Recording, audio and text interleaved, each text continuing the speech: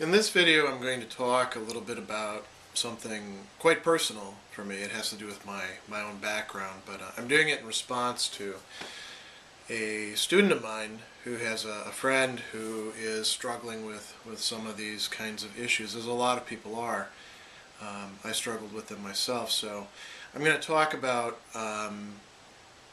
adoption, what it means to be adopted, and what it was like for me, still is like for me, and about how how one deals with it. So the question that, after talking about it face to face, she emailed me and asked me on behalf of her friend what I had to do emotionally, mentally, or physically to allow myself to be at peace with my adoption, because many people who are adopted end up having some sort of grief or problems, or I don't know how you want to put it. It affects your life. I'll just say it like that. And not all the ways in which it affects your life are necessarily positive right off the bat. They can actually be turned into things that are positive later on. For example, some of the things that I've gone through myself and worked through, or they worked themselves out. They were no fun at the time, but it makes me able, now that I've got a lot more perspective on it, to have something to say to somebody who maybe is right in the middle of those sort of things, or similar things, or at least analogous things. So I guess the best thing for me to do, because I'm not going to try to talk about everybody's adoption or how it works for every single child, is to start out talking about my own case. And I actually lucked out, I would say, compared to quite a few people who I know who are also adopted, in that I'm very happy with the family that I ended up with. So, how did I end up being adopted? Well, of course, there was an unplanned pregnancy, and I'll tell you a little bit about that, but I'm not going to go into great detail about that, in part because I just want to respect my birth mother's privacy in certain respects. And then, I was delivered, and then I was adopted through Catholic Social Services to Anton Sadler and Monique Sadler, my adoptive parents, who I think of, when I think of my parents, because I grew up with them and because of the experience that I have with them, I don't think of them as my adoptive parents. I just think of them as parents per se. There's no qualifier on it. And I think of my family as my adoptive family as my family. So anyway, my own case. My birth mother was put in a fairly common situation. So this would be about 1969. College student ends up being involved in something non-consensual, ends up pregnant as a result, and there really wasn't much there to provide her with support or help, or direction. Things really didn't look that well. And she did something, which I am going to mention. She did something that for me is very striking. Instead of taking a lot of different easy way outs that there were, she actually worked in the hospital where I was delivered.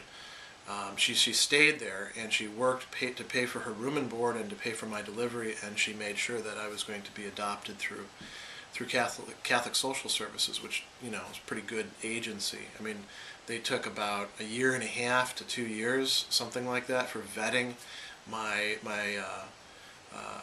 adoptive parents before even considering whether to allow them to be adopted. So, that was a good agency. She did a lot of good hard work to make sure that I was going to be somewhere where I would be taken care of, where I would have two parents, and where in a sense, or in essence, I would have better outcomes, better things put at my disposal. And I'm really happy that she did it. So, my family that I was adopted into, the Sadler family, any family you really got to look at two sides of it. There's the father's family and the mother's family. My father's family wasn't actually the Sadler. It was originally Skufka, but my grandfather changed his name because he was going into business, and at the time that he was, there was a lot of prejudice against Slavic people, so he changed his name from Skufka to an anglicized Sadler, and he ended up being a pretty successful guy. Kind of troubled in a lot of ways. That's a whole different set of stories. And my father grew up in Arlington Heights, in a suburb of Chicago. Didn't do great in high school. Played football, got injured. He had a problem with his knee the rest of his life, which actually kept him out of Vietnam. Not at first, but after a while, after my grandmother, pointed out to the draft board on third, fourth time that this guy's walking with a cane. So if you send him over there, he's a goner. And he went on to get his BA. He was a student at the University of Wisconsin-Madison when he met my mom. And then he went on to law school, and he earned a CPA. He became a tax attorney. So at the time that they adopted me, he was actually in law school. And I think he was also working for the state, if I remember right, at that time. My adoptive mother, Monique Sadler, or Monique Lemrise, she was Sadler when they adopted me, but Lemrise originally. She grew up in Chicago, in the city, and French-Canadian family. There used to be like a little French-Canadian area where the French-Canadian and Menominee Indians lived, because Chicago at that time was just a patchwork of ethnic districts. And in any case, they lived there. They were,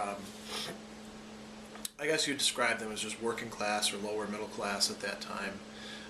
Very tight-knit, close family, a lot of people living on the same block, all related to each other. They spent more time with their cousins, either in school or out in a piece of land in Indiana that all the uncles got together and bought.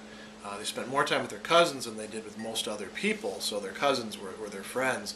And within that family, I'll talk about that a little bit more, but within that family, sort of a rule of thumb for figuring out how you are connected with other people is, for us, first cousins are as close as many people's brothers and sisters are to them, and third cousins for us are as close as first cousins are for many other people. That's my mom's side of the family.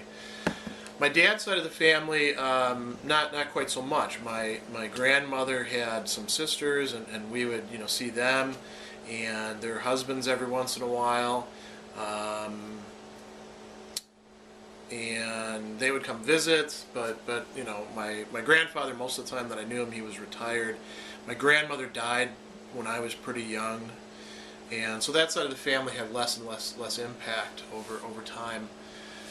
My mother's side of the family, I've got this massive network of relations going all the way back to my great-grandfather and great-grandmother, Pepe and Mame Lemrise, and they had a lot of kids, and some of those kids had a lot of kids themselves. That would be my mom's generation, and then those kids, quite a few of them had quite a few kids themselves. So when we go to a family reunion, if it's a big year, there can be 200 people there, because we're like the Borg. We assimilate all these other people who marry into the family, or who are adopted actually into the family.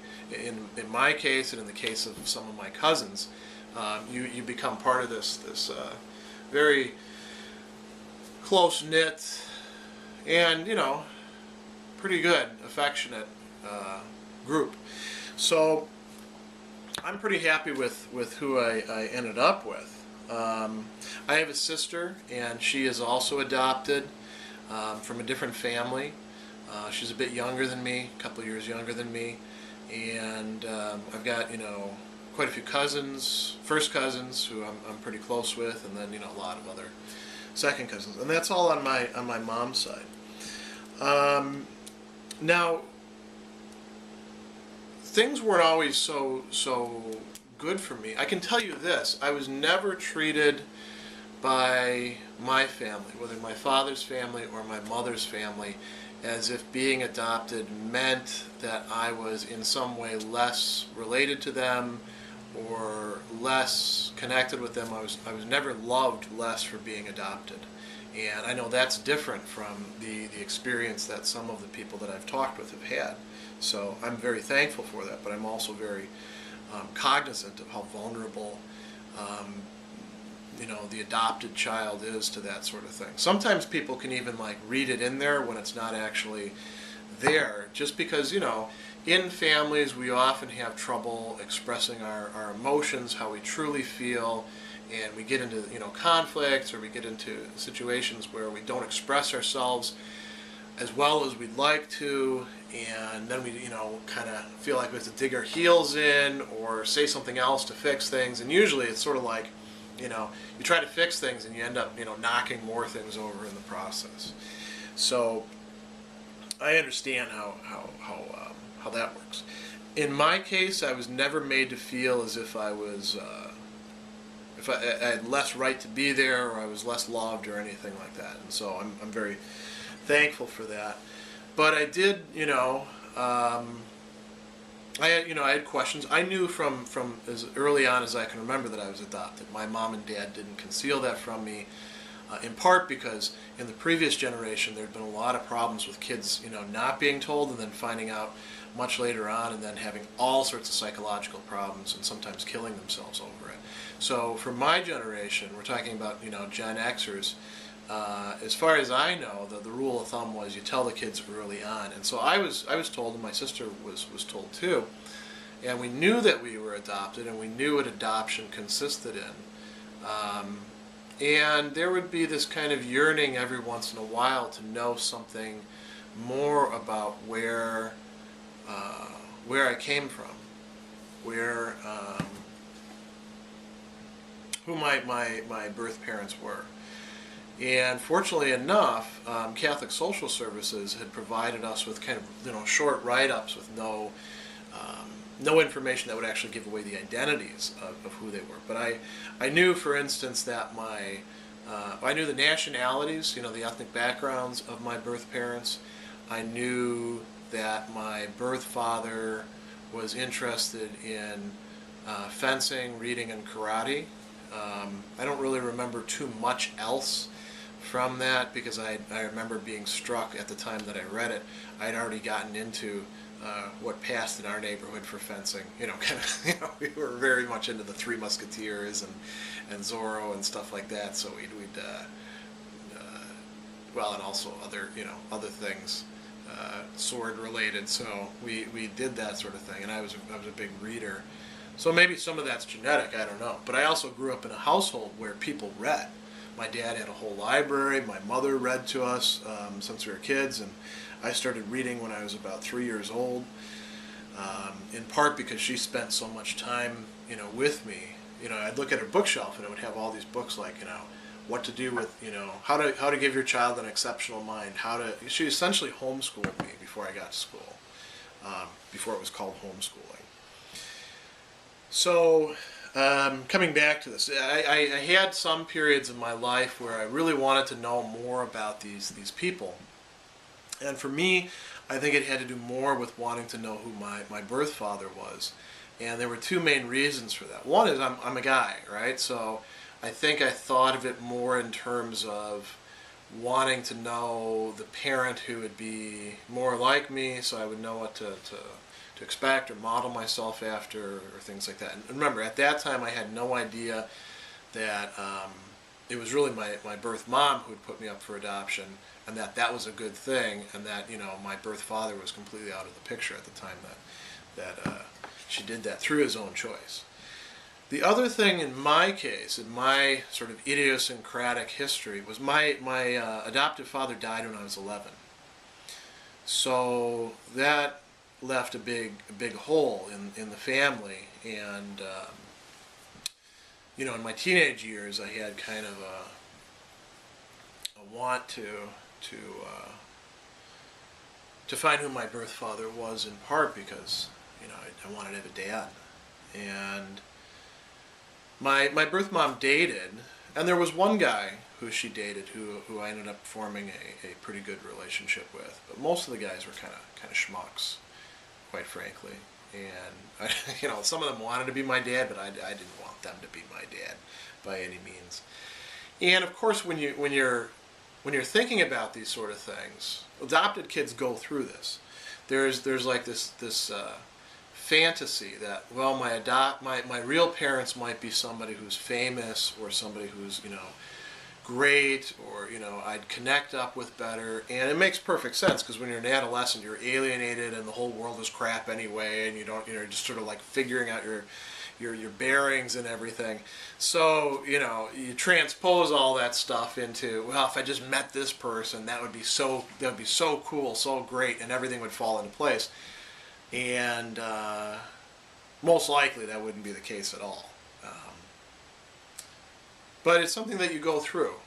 And there is indeed, and I have been what you could call by temperament melancholic my entire life.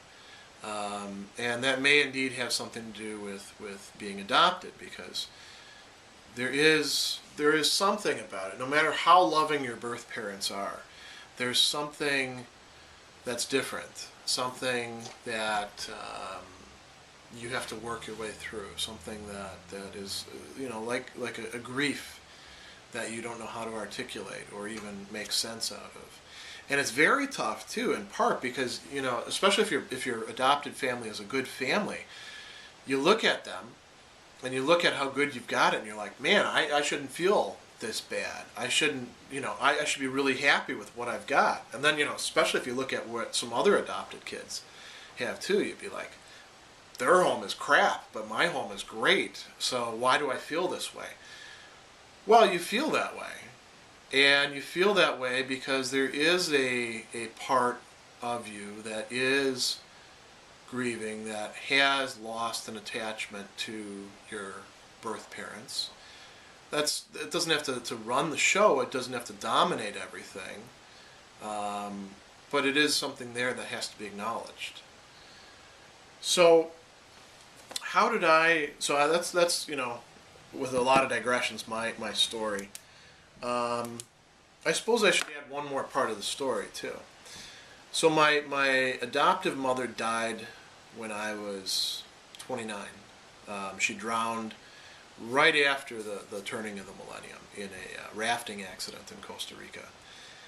Not too long after that, I got an email from the woman who actually turned out to be my birth mother, and she managed to track me down through a pretty ingenious way. She sent her mother my grandmother, to the Hall of Records to do some database indexing. And she knew who the delivering, she didn't know what my name was, but she knew who the delivering doctor was. And she knew what time I was delivered, because, hey, she was there, right? So they looked up birth certificates, and turned out there was only one person who was delivered by that doctor at that time. Thankfully, there weren't any clerical errors. And then they had a name, Gregory Brian Sadler, and they could go on that. And so they looked it up, and there actually were more than one Gregory Brian Sadlers too, believe it or not. So she wrote me, and at first I was a little bit skeptical, as I think a lot of people would be. And we started interacting, and you know, we developed a relationship, and now, you know, I know my two half-brothers, and I know her husband, my essentially stepfather, and we see each other about twice a year or so when we get back to the Midwest, and my kids know her as well as their grandmother. And I've learned more and more bits of the story as time has gone on, but you know, I was 30 by the time that came about, and it wasn't. I'd quit looking for a long time. I had been sort of stymied at the time that I did want to look, because Catholic Social Services was totally unhelpful for me. I had to go backtrack. So I was going into the Army. I was 18 years old, and I wanted to know who my birth father was. And of course, they wouldn't give me any information, and they gave me some line about you got to be 21. And so I think when I came out at 21, I didn't come out of the Army at 21. I'm saying when I got to asking them about it, then there was some other glitch, like, you know, both parties had to reveal the information or something like that. In any case, she tracked me down, and then it was, you know, now I know part of the picture. And I've never decided to track down my birth father, but my wife has pointed out to me that I probably ought to, just because of medical and health information. That'd probably be a smart idea. So, now on to this big question. What did I have to do emotionally or mentally to allow myself to be at peace with my adoption? And again, I think it's easier for me than it has been for a lot of people, in part because of the family that I was adopted into and the resources that they put at my disposal, and how happy I am to be in that family. I would say the first thing to do is to consider the alternatives. So just imagine, and you have to exercise your imagination a bit with this, but, you know, construct for yourself what your likely birth parents would have been like, and, you know, be real honest about it and say to yourself, probably they wouldn't have stayed together, for one thing. A lot of times it's you know, single women on their own who are putting their children up for adoption. And, you know, that single woman could have actually have just gotten an abortion and said, hey, it's not my problem. Maybe she was actually pressured to, but chose not to. What would it have been like growing up with somebody who, you know, wasn't ready for having you, and who probably was going through a lot of tough things of their own? You know, something that I thought about today as I was deciding what I was going to say with this is I'm you know, 42 years old now, so I am more than twice the age. I'm actually teaching college students who are the age, I'm teaching college students older than my birth mom was at the time that she gave me away. You know, when I was teaching college freshmen, that would be the age that she was. And I look at these kids that I teach, these young men and young women, and, you know, I have a pretty good time teaching them, and I don't really have much trouble relating to them, but they are so incredibly young. And it's hard even to convey that, just how much you learn over the course of your life. Just, you know, not just knowledge, but you might call it practical wisdom, you know, the modicum of it that we develop, you know, the ability to, like, get by and figure out how to run your life, and how to assess situations and stuff like that. I look back when I was 19, 18, boy, I could not have had a kid. That would have really screwed things up for me, and I would have screwed that kid's life up so badly, because, you know, I mean, I still don't have it all together. I still have some problems that I have to work my way through, and I'm, you know, slowly making progress on. I look at where I was 20 years ago, 23 years ago. I would have been a terrible father. And I think if you think about it that way, you know, if you're, say, a college student right now, imagine to yourself, and you know, really think this through. Don't just, like, imagine to yourself in the, you know, sort of thought bubble, oh, this is going to be such a wonderful thing. No, really think it through. Exercise your imagination.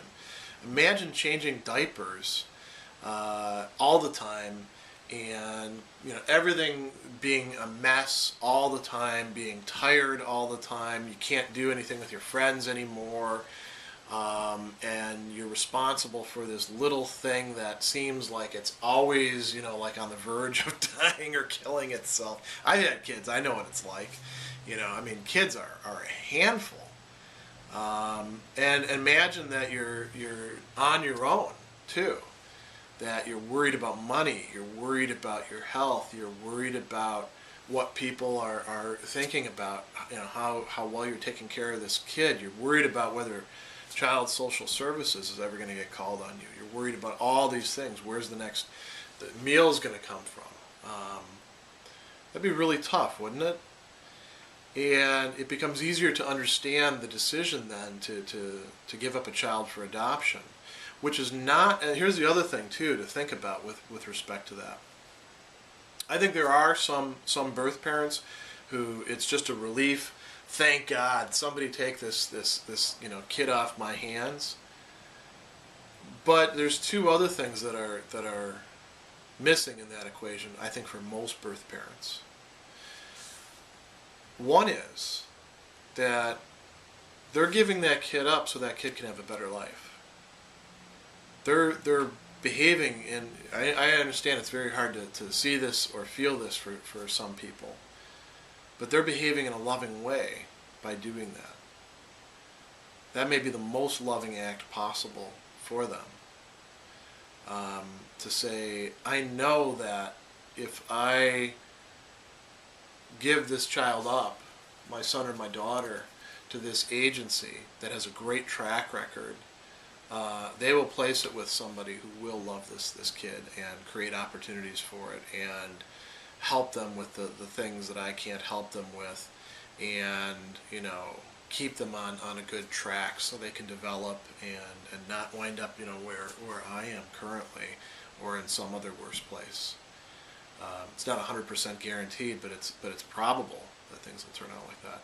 So that's an act of love. It's not just for many birth parents, it's not just a wow, get this kid off of my hands. It's a I want this kid to have a better life. The other thing that goes along with that is birth parents grieve. Birth mothers especially. I mean, if the birth father's out of the picture and he's just kind of a jerk, then yeah, it's not an issue, right? But even some of them change their mind later on. But birth mothers especially, that's tough to actually say, this is my baby. My birth mother only got to hold me once before she had to give me away. Imagine that. She worked in a hospital to pay for my delivery, all the way up to the point of that delivery. And then she's only allowed to hold me once. Makes me sad, actually, to think about that. Sad not for myself, but for her. That must have been extremely tough to not say I've changed my mind. To go through that grieving process, So I think that's stuff to keep in mind when you're considering the alternatives. I would say another thing that you can do is, look very realistically at your adoptive family. Odds are, if they're like other human beings, they're not perfect, and they're probably, deeply flawed in some, significant ways, but they're probably a hell of a lot better of an outcome for you than your birth parents were at that time. Not every single case, but I'm just talking about the majority of cases. Actually look at who your birth parents are, what they're like. See how they've loved you over time, how they've put up with your BS. I mean, if you've been a teenager, you've been a pain in the ass to somebody. Guaranteed. There's very, very few kids who are not a major pain, disrespectful, thoughtless, because that's part of the process of adolescence, Not saying it's it's not a bad thing, but that's the way kids are. So, I mean, look at them and see how they actually dealt with you. See how they treated you as their own son or daughter. Realize that they actually chose you, and that they, even though they didn't have to, they took care of you. They attended to your needs. They probably changed your diapers. They, cleaned you up when you fell down and got all messed up. They comforted you when some kids were bugging you at school. Probably they taught you some valuable lessons about how to deal with those kids and how to deal with other circumstances, and if they didn't do a perfect job, well, nobody does. And it's really easy for adopted kids to say, man, if I'd just been with my birth parents, everything would have been like so much better. But if you look at it, the odds are no, that's not the case at all. This group of people that you actually did grow up with and who took care of you and who stuck with you, they're your family, and they've behaved towards you the way families ought to. And families aren't perfect, and families are going to screw things up. I tell my ethics classes this all the time. A lot of ethics is not, doing the right thing all the time, in the right way. It's realizing that, wow, you are going to screw things up, and after you've screwed things up, now it's time to figure out how not to screw it up even worse, and how to get things somewhat back on track and start working on it bit by bit by bit. And that's probably what your birth parents did, if they're, like most of the people I've run into. I think that another thing that's really helpful, I found this helpful, and I'm hoping that this video is kind of part of this process for you, is knowing that other people are in the same condition. If you're adopted, sometimes you feel like you're the only adopted kid out there, because probably most of your friends aren't. And if you're a different ethnicity, say, than the rest of your family, then it really sticks out, right? But even if you're the same or similar, it's the same. I mean, like my family, for instance, pretty quickly you could figure out. I mean, ethnically we're white, Caucasian, right? But there's lots of different ways of being that way, and most of my family are little short people. And I was this tall. I'm 6'3". I was this tall when I was 12. So I didn't really look like I fit in that much, Anyway, knowing that other people are also in the same situation, that you're not alone, that there's literally millions of kids out there, not just in your generation, but in previous generations and in current generations, coming up, that have been adopted, and that you have something in common with. That helps. In my case, I think it was really helpful that I had a sister who was adopted as well, and adopted from a different family, because that gave us, already like a little community of kids who were adopted. But communicating, connecting, sharing stories. Sometimes even if you don't know why you're doing it, I think that can make you feel a bit better, and over time that can help to give a bit of perspective to you. The one other thing I'd like to say too is there's a book that I found particularly helpful. There's a lot of literature out there about adoption, and hopefully you can see this. This is called Being Adopted, The Lifelong Search for Self. And what I really like about this book is it goes through all these different stages of your life, and they say, well, here's what you can expect to feel like, to go through, and it tells it from like the kid's perspective and the parent's perspective. It's done by some psychologists, and they give you some theoretical basis, which you might or might not want, but they give you some idea of why is the kid going through this sort of stuff, why are they acting this way, why do they feel this way, why aren't they happy with this, what are they looking for. I found this book really, really helpful, and I would suggest actually getting your hands on a copy. It's pretty easy to find. And I would also suggest that if you're adopted, later on when you get serious with somebody and you're thinking about, long-term relationship, have them actually read this book, because it's not just about kids and parents, it's also about, spouses and partners, and how to, what to expect, what to look out for. The last thing that I would say, and this might not work for everybody, is there's really nothing you can do about being adopted. So, you're better off if you just make it part of who you are and learn how to work your way through it and be okay with it. And I know that sounds a lot easier than it is. And for me, 42 years in, it's very different than somebody who's, 12 or 17 or 21 or, 35 or something like that. So I don't mean to trivialize that, but you do have to figure out some way to come to terms with it, because that fact of being adopted is not going to change. Even if you find your birth parents, you have some great reunion and connect up with them, you still were adopted, and you're never going to be able to change that. What you can change is how you understand it, how you feel about it, what it means for you. And I think by, again, looking at how other people have dealt with that can be very helpful. So hopefully this will be some use to you, and maybe some use to some other people out there who are struggling with these issues too.